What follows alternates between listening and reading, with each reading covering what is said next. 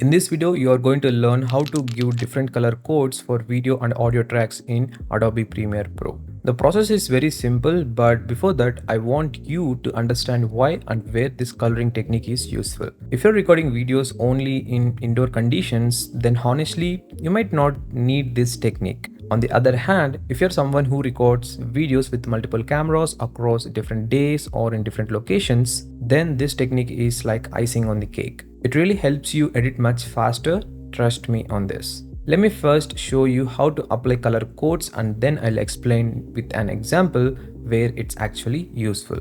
So once you open Premiere Pro and add your multiple clips, simply right click on the clips you want to change the color for. A setting menu will open. From here, select the label option. Once you do that, you will see a list of colors available. You can choose the color you want for that particular video file. And yes, the process for audio is 100% the same. Now let's take an example to understand its real use. Suppose you recorded videos in both indoor and outdoor conditions with multiple camera angles. For this example, let's say you used 2 cameras indoors and 3 cameras outdoors. Indoors, maybe you placed one camera in front of you and another as a side angle. Here, you can give different color codes for the front facing camera and the side angle camera. The same goes for the outdoor setup with 3 cameras. During the editing process, this makes it super easy to swap footage from camera A to camera B just by looking at the colors. It reduces the load on your brain and saves you a lot of editing time.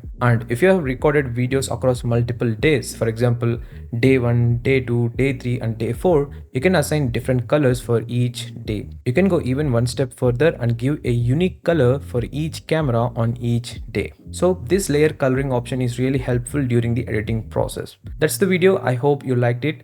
Make sure you hit that like button and don't forget to subscribe to this channel for more Premiere Pro tutorials and YouTube related videos.